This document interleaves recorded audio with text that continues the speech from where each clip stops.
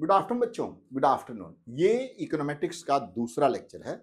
इसमें मैं आप लोगों के साथ simple linear regression model discuss करने जा रहा हूं। सिंपल लीनियर रिग्रेशन मॉडल को समझने के पहले आपको population regression function and sample regression function ये दोनों जानना बहुत जरूरी है। और पॉपुलेशन रिग्रेशन फंक्शन के पहले मैं आपको पहले फंक्शन बताना चाहता हूं कि फंक्शन क्या होता है। तो फंक्शन दो या दो से ज्यादा वेरिएबल के बीच का रिलेशनशिप ही फंक्शन कहलाता है। क्या कहलाता है बच्चों? देखिए, फंक्शन क्या कहलाता है? दो या दो से ज्यादा वेरिएबल के बीच के रिलेशनशिप को हम फंक्शन कहते हैं। जैसे फॉर एग्जांपल आप यहां देखिए, y is equals to beta naught, या आप इसको बीटा वन लेकर के चलिए, क्योंकि मैंने यहाँ पे beta one plus beta two x, ये है इक्वेशन नंबर वन। ठीक है बच्चों, ये क्या है? ये दो वेरिएबल्स हैं y एंड x। मान लीजिए कि x जो है इनकम है और y जो है कंजम्पशन है। ये क्या बताता है कि x जब चेंज होगा, x जब चेंज होगा तो y में भी चेंज आएगा पॉजिटिव तरीके से, यानी x के बढ़ने से y में चेंज आएगा। x बढ़ेगा तो y भी बढ़ेगा, यानी x यदि इनकम बढ़ता है तो कंजम्पशन भी बढ़ेगा। ये तो हुआ फंक्शन, यानी दो वेरिएबल के बीच का रिलेशनशिप फंक्शन होता है। ठीक है, अब आप एक देखिए, एक है पॉपुलेशन रिग्रेशन फंक्शन। अब मान लीजिए कि कोई इंडिविजुअल ये जानना चाहता है कि बिहार में या उत्तर प्रदेश में या दिल्ली में कंजम्पशन और इनकम के बीच का रिलेशनशिप क्या है। तो उसके पास दो ऑप्शन है। एक तो हर आदमी के को टच करे, हर आदमी का इंटरव्यू ले और उनसे डेटा कलेक्ट करे कि उस बंदे का इनकम क्या है तो उसकी कंजम्पशन इतनी है, यदि उसकी इनकम इतनी है तो कंजम्पशन इतनी है। एक तो ये तरीका है। यदि इस तरह का रिलेशनशिप वो ढूंढ लेता है पूरा हर आदमी से मिल करके, तो उसे आप पॉपुलेशन रिग्रेशन फंक्शन कहते हैं। यहां पे मैंने डेफिनेशन भी आपके लिए लिखा है, आप देख सकते हैं यहां पे, देखिए। पॉपुलेशन रिग्रेशन फंक्शन एक रैखिक फंक्शन होता है जो जनसंख्या स्तर पर dependent variable and independent variable के बीच का रिलेशनशिप बताता है। अब यहां पे आप देखिए, डिपेंडेंट वेरिएबल कौन सा है एंड इंडिपेंडेंट वेरिएबल कौन सा है, ये देखिए प्लीज। इसको आप कहते हैं क्या? डिपेंडेंट वेरिएबल, यानी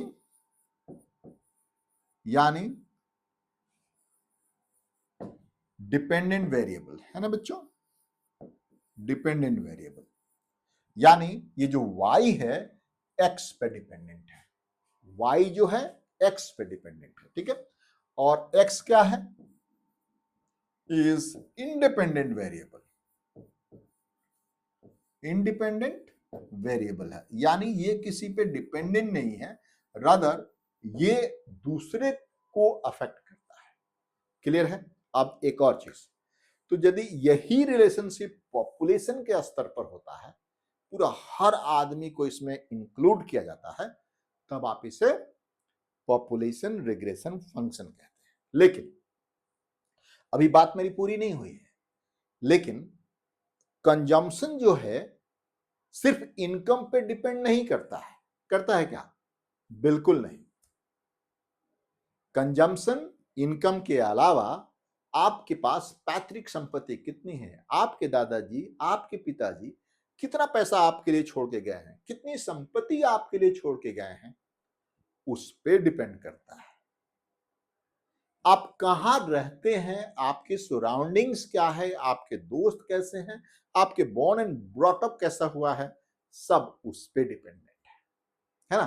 तो सिर्फ एंड सिर्फ आप यहां पे देखें, हमने क्या लिया है?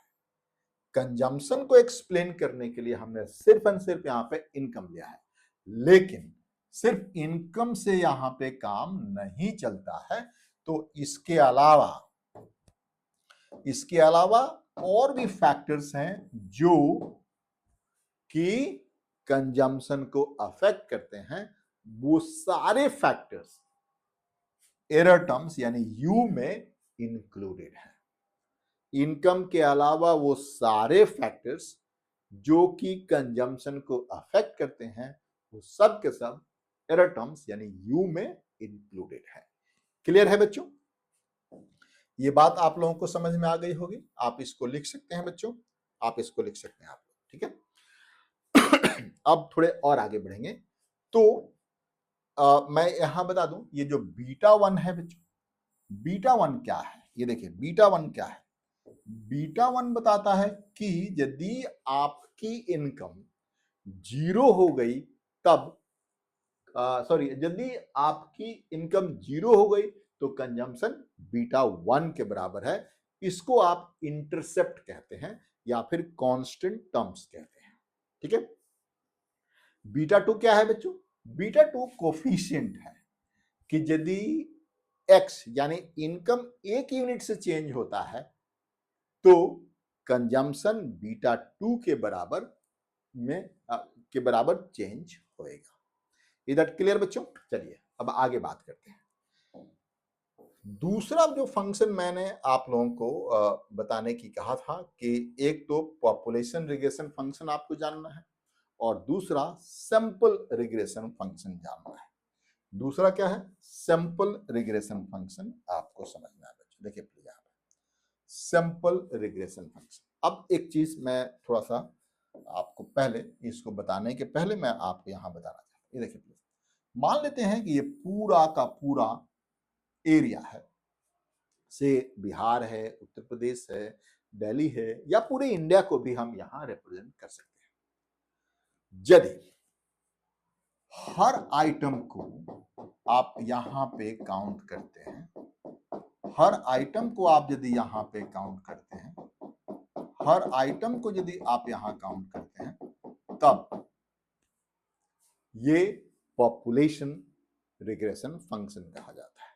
लेकिन मुझे लगता है कि रिसर्चर या कोई कंपनी जो रिसर्च करा रही है, जो जानना चाहती है कि कंजम्पशन और इनकम के बीच क्या रिलेशनशिप है, उसके पास ना ही इतना फंड है और ना ही इतना टाइम है कि हर आदमी को वो टच करे और उनसे डेटा ले कि आपकी इनकम इतनी है तो कंजम्पशन इतनी है। ये किसी के भी बस की बात नहीं है, ये सरकार कई बार कराती है, ठीक है। तो कंपनियां क्या करती हैं या जो रिसर्चर हैं वो क्या करते हैं, यहां से कुछ लोगों का डेटा लिया, कुछ यहां से लोगों का डेटा लिया, कुछ यहां से लोगों का डेटा लिया।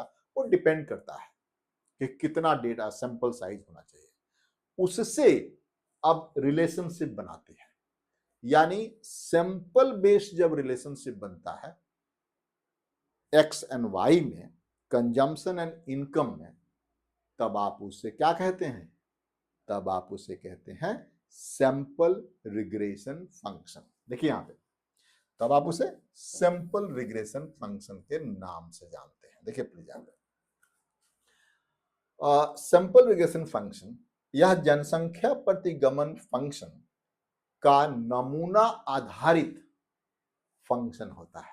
यानी नमूना का मतलब सैंपल। ये पॉपुलेशन रिग्रेशन फंक्शन का नमूना आधारित फंक्शन होता है, ठीक है। क्योंकि एसआरएफ किसी एक विशेष सैंपल से प्राप्त किया जाता है, इसलिए हर सैंपल का, देखिए हर सैंपल का अलग अलग अनुमान हो सकता है। हर सैंपल का अलग अलग अनुमान हो सकता है। आप यहां पे देखिए प्लीज, मान लेते हैं कि आपने यहां से डेटा निकाला। ये देखिए यहां से आपने डेटा लिया और इस पे आपने एक रिग्रेशन फंक्शन बनाया, उससे आपने एस्टिमेट करा कि एक यूनिट एक्स में चेंज होने से कंजम्पशन में कितना चेंज होगा। तो यहां पे डिफरेंट आएगा, यहां पे डिफरेंट आएगा, यहां पर डिफरेंट आ सकता है। क्योंकि ये सैंपल हो, जरूरी नहीं है कि पूरे देश का जो एवरेज होगा वो सिर्फ इतना का भी एवरेज हो सकता है, ये जरूरी नहीं है, दैट्स नॉट नेसेसरी। क्लियर है? अब आगे देखिए, अब आप सिंपल रिग्रेशन फंक्शन को आप किस तरीके से लिख सकते हैं, देखिए आपके स्क्रीन पे दिया गया है। सिंपल रिग्रेशन फंक्शन को आप बस डिनोट करने के लिए कि किस तरीके से आप इसको लिख सकते हैं, वो आप यहां पे देख सकते हैं। y hat is equals to beta 1 hat plus beta 2 hat x। ये देखिए, इसको आप बेसिकली हैट क्या है, ये बताता है कि ये सैंपल से लिया गया फंक्शन है, ये सैंपल आधारित फंक्शन है, ये हैट यही बताता है। क्लियर है बच्चों? यहां पे मैं आपको बता दूं कि ये क्या है, यहां पे मैं लिख के भी लाऊं आपके लिए बच्चों। ये देखिए, y hat is read as y hat और y cap, और ये एस्टिमेटेड वैल्यू ऑफ y है, ठीक है। बीटा 1 क्या है, एस्टिमेटेड वैल्यू, ये मैं आपको यहां पे लिख देता हूं। हमने यहां पे क्या लिखा था, देखिए प्लीज, हमने यहां पे क्या लिखा था, आपको याद होगा, y is equals to beta 1 plus beta 2 x, यही लिखा था ना। ये देखिए, जो y हैट है इसका एस्टिमेटेड वैल्यू है, बीटा 1 हैट है इसका एस्टिमेटेड वैल्यू है, बीटा 2 हैट है इसका एस्टिमेटेड, बीटा 2 का एस्टिमेटेड वैल्यू है। क्लियर है? मुझे लगता है कि अब आपको थोड़ा सा समझ में आ गया होगा, नहीं समझ में आया तो कमेंट करके जरूर पूछिए, ठीक है बच्चों। आगे बात करते हैं, अब हम थोड़े और आगे बढ़ेंगे और मैं आप लोगों के साथ अब simple linear regression model explain करने जा रहा हूं। देखिए please, simple linear regression model मैं अब आपके साथ एक्सप्लेन करने जा रहा हूं। सिंपल लीनियर रिग्रेशन मॉडल को एस्टिमेट करने के लिए, यानी आपके पास जो मॉडल है, अभी हमने क्या बताया, अभी आपके पास जो मॉडल है, ये देखिए, y i is equals to beta naught plus beta 1 x1 plus ui। इस मॉडल को एस्टिमेट करने के लिए हमारे पास बहुत सारे मेथड्स हैं, जिसमें मोस्ट पॉपुलर मेथड जो है वो है क्या, OLS, ordinary list square method. यही मेथड मतलब जनरल टर्म्स में हमें यूज होता है। इसके बाद थोड़ा सा और ऊपर जाएंगे तो मैक्सिमम लाइक्लीहुड मेथड भी होता है। क्या होता है बच्चों, मैक्सिमम लाइक्लीहुड मेथड। अब इसको देखिए, दो मेथड्स आपके पास है इसको एस्टिमेट करने के लिए, है ना बच्चों, दो मेथड आपके पास है, एक है क्या OLS एंड दूसरा ML, maximum likelihood method, MLM। अब लेकिन अब बात समझिए, हम इसको रिग्रेस क्यों कर रहे हैं। देखिए यहाँ पे इसमें हमारा पहला कार्य यह है कि हम जनसंख्या प्रतिगमन फलन का अनुमान नमूना प्रतिगमन फलन के आधार पे करते हैं।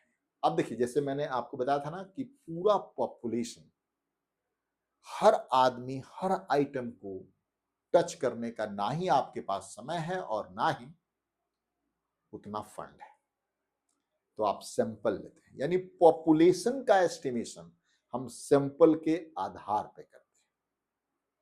आई रिपीट अगेन, पॉपुलेशन का एस्टिमेशन या पॉपुलेशन के जो पैरामीटर्स हैं उसका एस्टिमेशन हम सैंपल के आधार पे करते हैं बच्चों, ठीक है। और अब आगे देखें बच्चों, तो इसके बाद जब एस्टिमेट करते हैं, जब हमने एस्टिमेट कर लिया, मान लेते हैं यहाँ पे देखिए प्लीज, मान लिया कि हमारे पास yi is equals to beta beta 1, है ना बच्चों, beta 1 plus beta 2x plus ui, है ना। अब इसको जो हमने मान लेते हैं कि Y I hat is equals to beta one hat plus beta two hat plus X hat.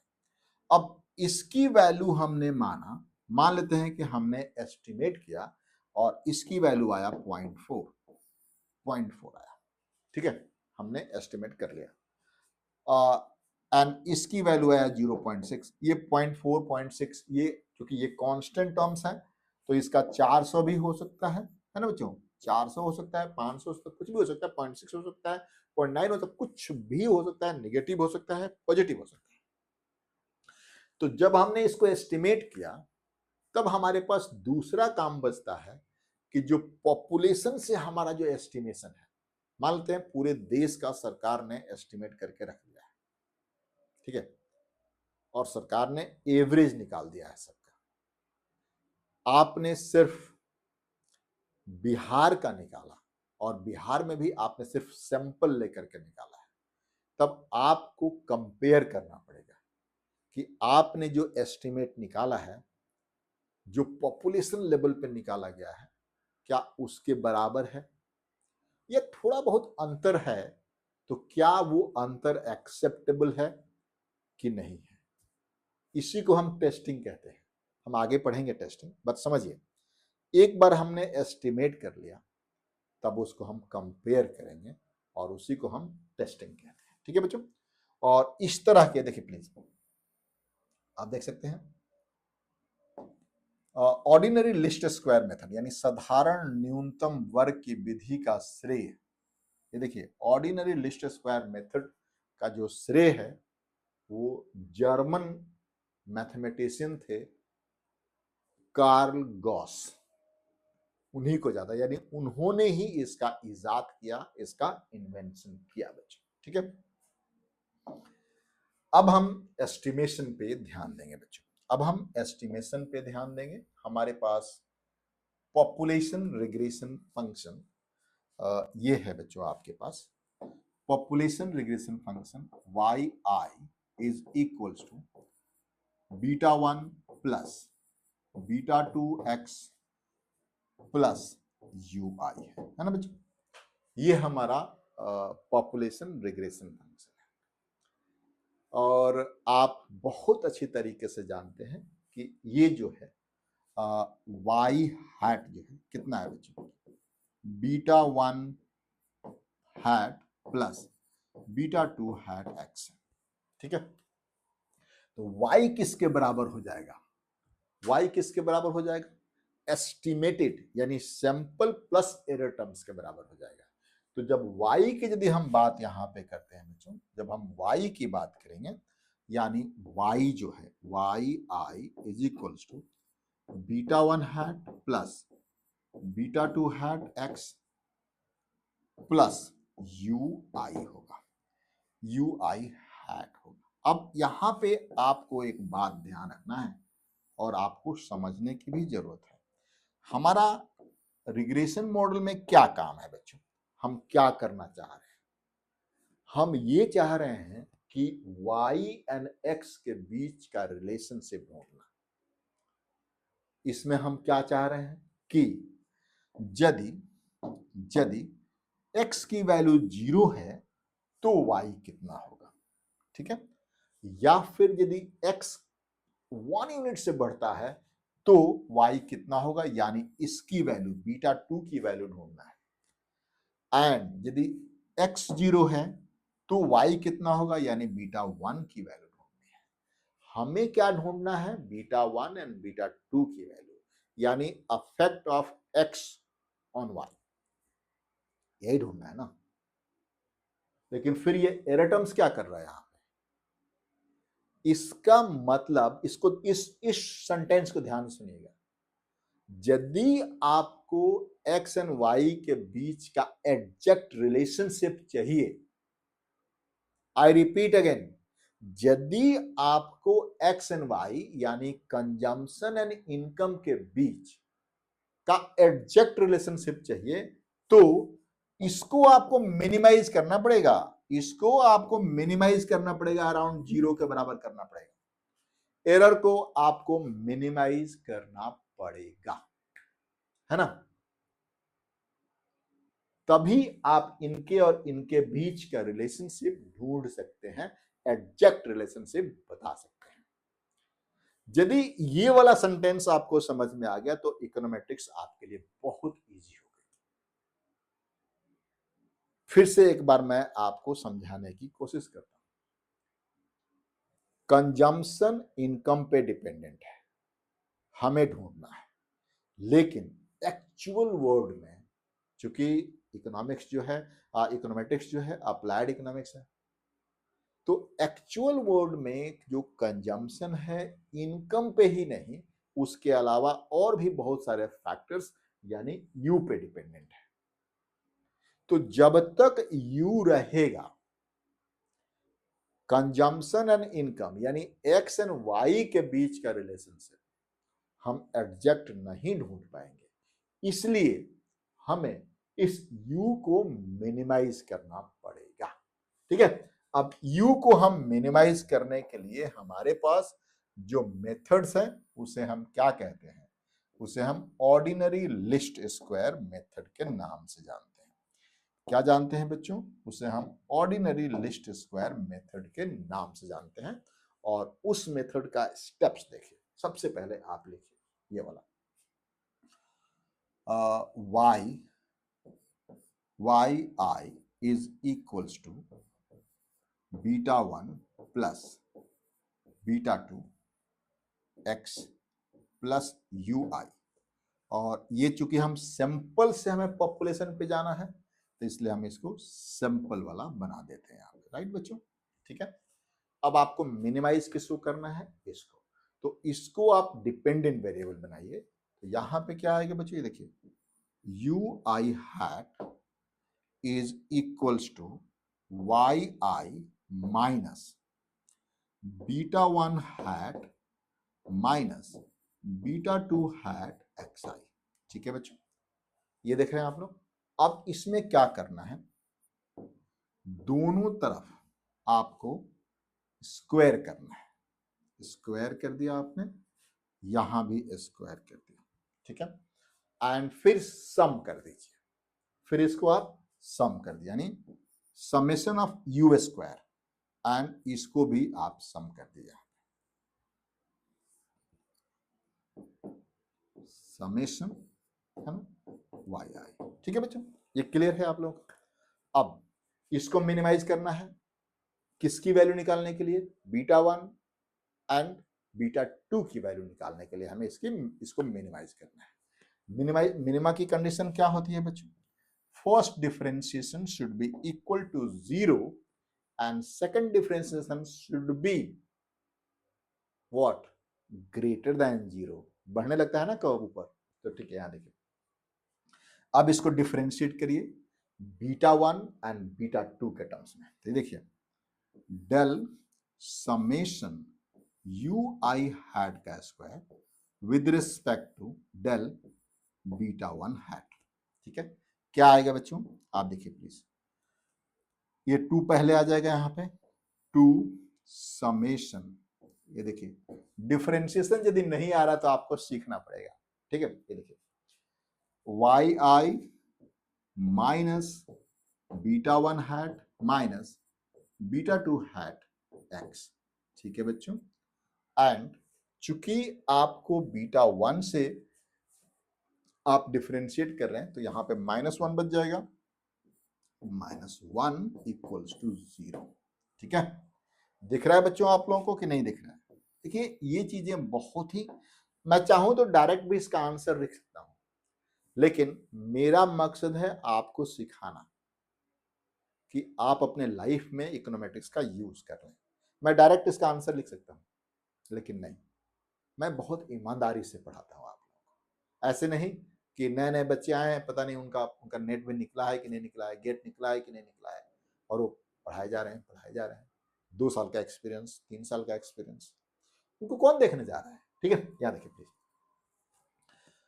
अब इसको अब थोड़ा सा मैनिपुलेट करके आप चाहें तो इसको इस तरीके से आप लिख सकते हैं। ये देखिए किस तरीके से, ये वाला -1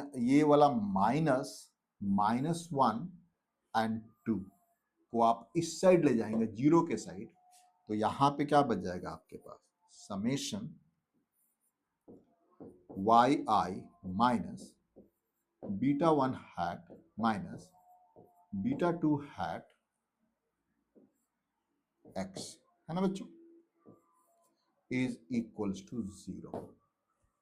क्योंकि उस साइड जाएगा तो ये मल्टीप्लाई होकर के डिवाइड होगा, ये इधर मल्टीप्लाई तो इधर डिवाइड होगा तो 0 हो जाएगा। ठीक है, अब इस ब्रैकेट को आप खोल दीजिए।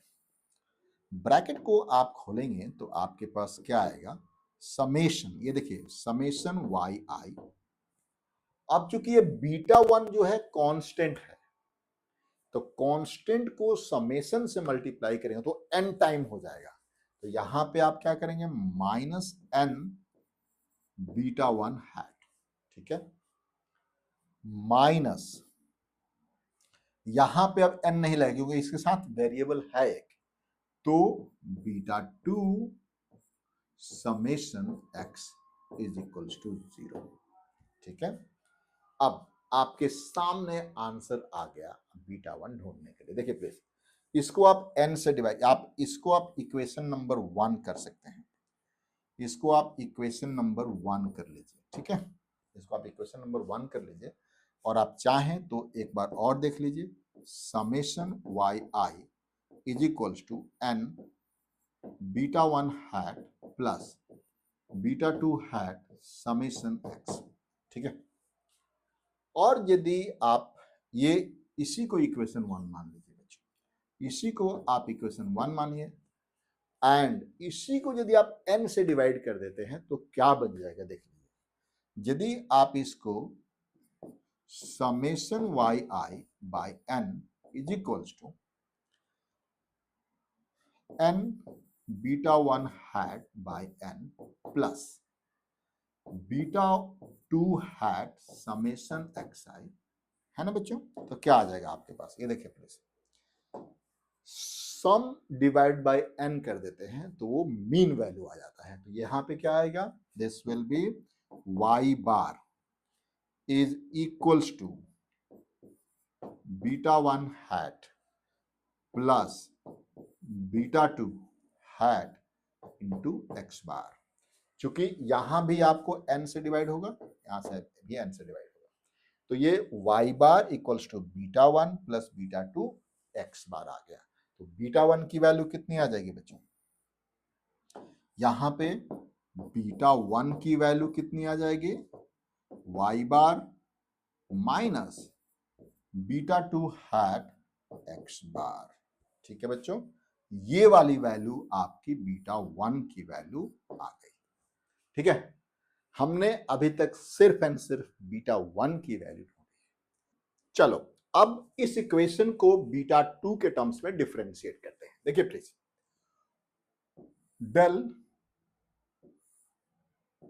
यू आई हैट का square over del beta two hat का स्क्वायर।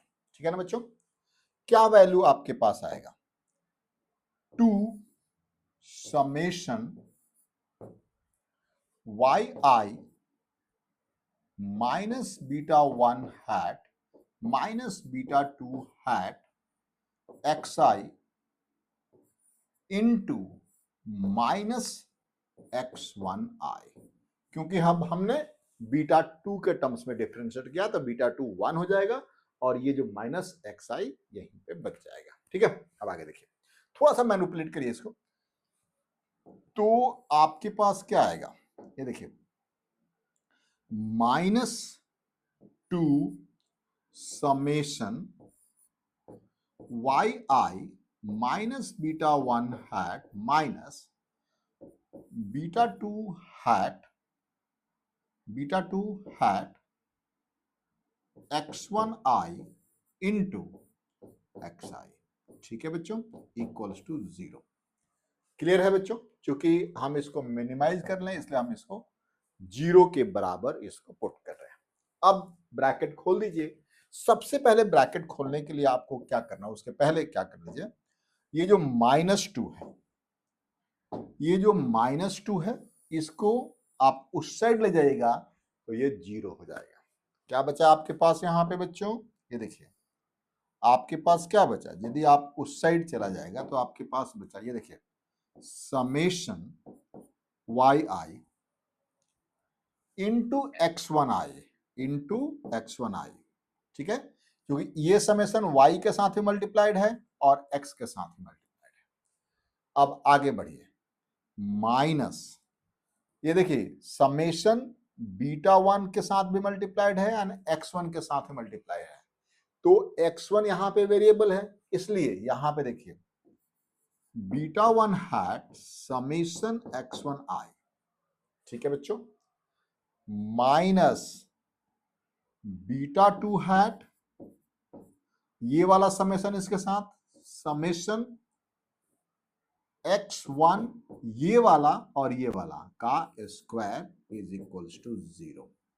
कहीं कोई दिक्कत, आप लोग यदि दिक्कत हो तो मुझे बताइए, ठीक है। अब इसमें ये हम कर दे रहे हैं क्या, ये देखिए प्लीज, उस साइड ले जा रहे हैं जीरो के उस साइड, तो summation Y i x1i is equals to beta 1 hat summation x1 plus beta 2 hat summation x1 का स्क्वायर। इज दैट क्लियर बच्चों? यहां पे इस इक्वेशन को हम इक्वेशन 2 के नाम से जानते हैं, और यहीं से हमारा, चूंकि पीछे आपने देखा कि बीटा 1 की वैल्यू तो आपने फाइंड आउट कर लिया था, यहां पे आपके सामने ये देखिए इक्वेशन 1 आपके पास ये था, और इससे आपने बीटा 1 की वैल्यू आपने फाइंड आउट कर लिया था। हमें बीटा 1 की भी बीटा 2 की भी वैल्यू फाइंड करनी है, तो अब इससे, इस इक्वेशन से और इस इक्वेशन से, इक्वेशन 1 एंड 2 से, थोड़ा सा इसको मैं छोटा करता हूं कि दोनों आपके साथ दिखेगा आपको, ये देखिए प्लीज, हाँ, जब दोनों आपके साथ दिख रहा है, ये वाला इक्वेशन है 1 और ये है इक्वेशन 2, हम पहले दोनों को एक साथ यहां पे लिखने की कोशिश कर रहे हैं, देखिए प्लीज, और थोड़ा सा मैनिपुलेट करेंगे सो दैट कि आपका आंसर आपके सामने हो। देखिए प्लीज, हमने यहां पे पहले इक्वेशन 2 लिखा है, पहले summation Y i x1i is x1i, है ना, is equals to beta 1 hat summation x1i plus beta 2 hat summation x1i का स्क्वायर। ये कौन था बच्चों?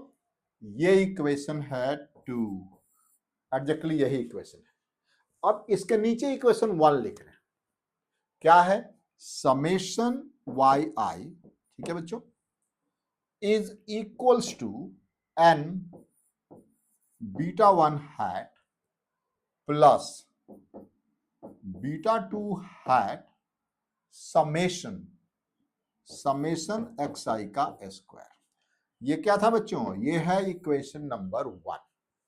अब थोड़ा मैनिपुलेट करेंगे, हमें क्या चाहिए, बीटा 2 की वैल्यू चाहिए, तो हम इसको साइमल्टेनियस इक्वेशन की तरह इसको सॉल्व करेंगे। अब देखिए हमने क्या किया, देखिए प्लीज, हमने क्या किया कि ऊपर वाले इक्वेशन को n से मल्टीप्लाई किया, ऊपर वाले यानी इक्वेशन 2 को हमने n से मल्टीप्लाई किया, तो यहां पे n, यहां पर भी n और यहां पर भी n आ गया, एंड नीचे वाले इक्वेशन को समेशन xi से मल्टीप्लाई किया, तो यहां देखिए समेशन xi से मल्टीप्लाई किया, यहां पर भी समेशन xi से मल्टीप्लाई किया, और यदि यहां पे समेशन xi से मल्टीप्लाई किया तो ये हो गया होल स्क्वायर। क्लियर है? कहीं कोई दिक्कत? अब इसको सॉल्व कर दीजिए। क्या करना है बच्चों, यहां पे इसको सॉल्व कर देंगे, यानी माइनस करेंगे, तो यहां से आपने माइनस किया, यहां भी माइनस करेंगे, यहां भी माइनस करेंगे आप, तो ये तो गयो, ये तो कैंसिल आउट, आप देख सकते हैं दोनों एक ही चीज है, ठीक है। यहां से इसको स्टार्ट करिए, ये देखिए यहां से जब इसको स्टार्ट करेंगे तो n summation Y i x1i minus summation Y i summation xi ये वाला टर्म तो हट गया है, यहां पे बचेगा प्लस, याद देखिए प्लस क्या आएगा, यहां से बीटा टू आप कॉमन ले लीजिए, बीटा टू आप कॉमन लेंगे, यहां पे आप बीटा टू कॉमन ले लीजिए, यहां पे क्या आएगा देख लीजिए प्लीज, बीटा टू आप कॉमन लेंगे, ठीक है, बीटा टू आप कॉमन ले लेंगे तो क्या बचेगा आपके पास यहाँ पे, एन समेशन एक्स आई का square, N summation x i का स्क्वायर माइनस, ये देखिए माइनस क्या है यहां पे, समेशन एक्स आई का whole square, summation x i का होल स्क्वायर, है ना बच्चों। देखिए आपके पास अब आपके सामने बिल्कुल बीटा टू की वैल्यू आपके सामने है बच्चों, है ना, बीटा टू की वैल्यू आपके सामने है ना, बीटा टू की वैल्यू कैसा, यहां पे इक्वल टू का साइन रहेगा, प्लस नहीं रहेगा, यहां पे गलती कर दी हमने, ये देखिए यहां पे इक्वल टू का साइन है, यहां पे इक्वल टू का साइन है, तो और यहां पे बीटा टू है ना। अब देखिए बीटा टू हैट की वैल्यू क्या होगी, बीटा टू हैट की वैल्यू ये देखिए n summation Y i x one i minus summation Y i summation x i divided by, ये देखिए पूरा ये टर्म आ जाएगा n summation x one i का square minus summation x i का होल स्क्वायर। आपको कुछ याद आया, कुछ याद नहीं आया तो मैं बता देता हूं, नहीं याद आया तो इसको थोड़ा सा भी आप मैनिपुलेट कर सकते हैं, तो आपके सामने एक बहुत बढ़िया, आपसे बहुत फेमिलियर एक फॉर्मूला आ जाएगा। यहां देखिए इसको आप डिवाइड करिए एन स्क्वायर से, इसको आप डिवाइड करिए एन स्क्वायर से, एन स्क्वायर से डिवाइड करिए, एंड नीचे भी एन स्क्वायर से डिवाइड करिए, इसको भी एन स्क्वायर से डिवाइड करिए, तो क्या आएगा यहां पे, यदि आपने डिनोमिनेटर एंड न्यूमरेटर दोनों ही एन स्क्वायर से डिवाइड कर दिया तो यहां पे बचेगा देखिए beta two hat equals to 1/n, क्योंकि एक एन कट गया, summation Y i x one i minus, ये देखिए एन स्क्वायर, एक वाई से डिवाइड है एक एक्स से डिवाइड हो गया, तो क्या आया आपके पास Y bar X bar, summation Y divide by N summation X divide by N, दोनों की मीन वैल्यू यानी X bar and Y bar आ गया, ठीक है, डिवाइडेड बाय, यहां देखिए 1/n समेशन एक्स आई का स्क्वायर माइनस, यहां पे एन स्क्वायर है, ये हो गया एक्स बार का स्क्वायर। क्या कहते हैं इसको, यदि आप लोगों को याद आ गया तो इसको आप कहते हैं covariance of covariance between x and Y divide by variance of x. यही तो आपके बीटा वन की वैल्यू आ गई, यही आपकी बीटा वन की वैल्यू आ गई, कोवेरियंस ऑफ एक्स, ध्यान समझिए, covariance between x and Y divide by variance of x, तो ये आपकी बीटा वन की वैल्यू आपके सामने है बच्चों। आपने जो बीटा टू की वैल्यू है एंड बीटा वन की जो वैल्यू आपने यहां पर निकाला था आपके सामने, बीटा वन की वैल्यू ये वाली वैल्यू है Y bar minus beta two hat X bar, and beta two की value covariance between x and Y divide by variance of X. Clear है।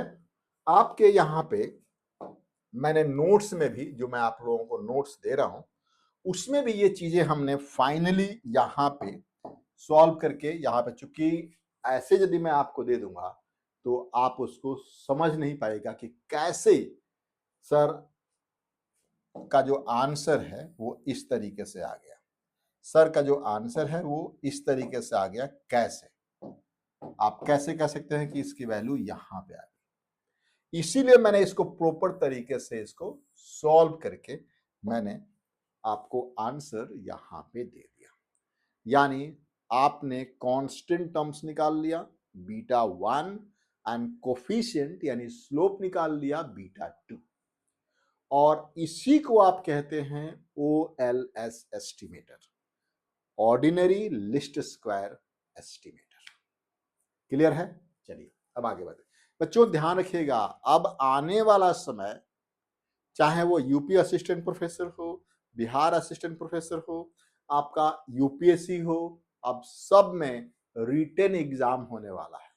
तो रिटन एग्जाम में आपको प्रूफ मांगता है, आप कोई भी आंसर लिखते हैं तो आपको प्रूफ दिया जाता है। अब ऑब्जेक्टिव वाला जमाना धीरे धीरे जा रहा है, तो इसलिए इस तरह का आपको प्रूफ बहुत जरूरी होता है बच्चों। ठीक है, चलिए आगे बात करते हैं। आगे हमें क्या पढ़ना है?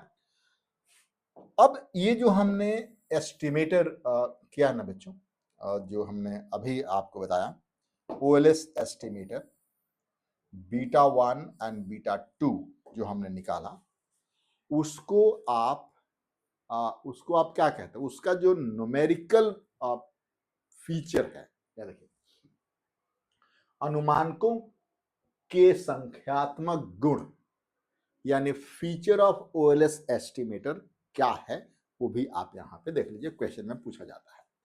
ओएलएस एस्टिमेटर जो है, ये देखिए आपके स्क्रीन पे ही मैंने लिखा हुआ है, देख सकते हैं। ओएलएस एस्टिमेटर केवल ऑब्जर्वेबल मात्राओं जैसे x और y पर आधारित होते हैं।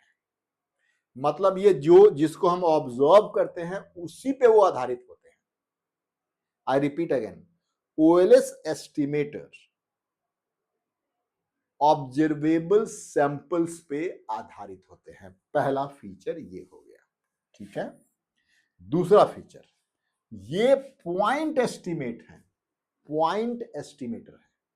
मतलब एक ही पॉइंट इसका, जैसे आप क्या होता है, ये देखिए आप ऐसे करेंगे 0 से लेकर के 5 तक, तो ये पॉइंट एस्टिमेटर नहीं है, ये रेंज के एस्टिमेटर है कि इसकी वैल्यू 0 से लेकर के 5 तक आता है। लेकिन ऐसा नहीं है, जो हमारे ओएलएस एस्टिमेटर्स हैं उनकी वैल्यू पॉइंट एस्टिमेटर कहलाता है। यानी 0.5 आया तो यही वैल्यू है, यही एक पॉइंट है जो इसका वैल्यू बताएगा। मतलब इसकी वैल्यू सिर्फ एक पॉइंट है और कोई पॉइंट नहीं है। ठीक है, ये दो फीचर्स आपके। तीसरा फीचर आप यहां पे देख सकते हैं बच्चों, ये देखिए प्लीज, तीसरा फीचर ये देखिए, थोड़ा इसको बड़ा करते हैं। यहां पे आप देख सकते हैं कि जो सैंपल डेटा से ओएलएस अनुमान हम प्राप्त करते हैं, प्राप्त करने के बाद OLS estimate sorry sample data से ओएलएस एस्टिमेटर जब हम प्राप्त करते हैं और उसको आप इक्वेशन में रखते हैं, तो आपके पास जो ओएलएस लाइन यानी सिंपल रिग्रेशन लाइन बनती है, सिंपल रिग्रेशन लाइन बनती है। ये देखिए प्लीज, वहां पे आपके पास सिंपल रिग्रेशन लाइन बनती है। ये देखिए, ये क्या है, ये आपके पास SRF होता है बच्चों। ये पॉइंट क्या है, कांस्टेंट यानी बीटा 1 हैट, ठीक है। ये स्लोप क्या है, बीटा 2 हैट, ठीक है ना। अब ये जो लाइन होती है, ये जो लाइन होती है वो क्या होती है, कहां से गुजरती है? तो ये जो लाइन है, ये जो लाइन है वो y के मीन वैल्यू एंड x के मीन वैल्यू से गुजरती है। यहां पे मैंने लिखा हुआ है, ये देखिए, ये y और x के सैंपल मीन से गुजरती है, y एंड x के सैंपल मीन से गुजरती है, ध्यान रखिएगा। इसके बाद आप देखिए यहां पे जो है इसका और फीचर, आप चाहें तो इसका वो भी है, आप मुझे वो करके बताइए कि जो y की एस्टिमेटेड y की जो मीन वैल्यू होती है, एस्टिमेटेड y क्या होता है, एस्टिमेटेड y हैट, इसकी जो मीन वैल्यू होगी, इसकी मतलब एक्सपेक्टेड के साथ यदि एक्सपेक्टेशन क्या है, summation of summation divide by n को हम एक्सपेक्टेशन कहते हैं, ठीक है। इसकी जो मीन वैल्यू होगी वो एक्चुअल वाई की मीन वैल्यू के बराबर होगी, एक्चुअल वाई के मीन वैल्यू के बराबर होगी। यानी आप इस तरीके से इसको कह सकते हैं कि x mean value of expected y must be equal to the mean value of actual y। ये दोनों बराबर है। यहां पे हमने आपके लिए इसको प्रूफ करके भी दिखाया है, आप ये देख सकते हैं बच्चों, यहां पे हमने इसको प्रूफ करके भी आपको दिखाया है। थोड़ा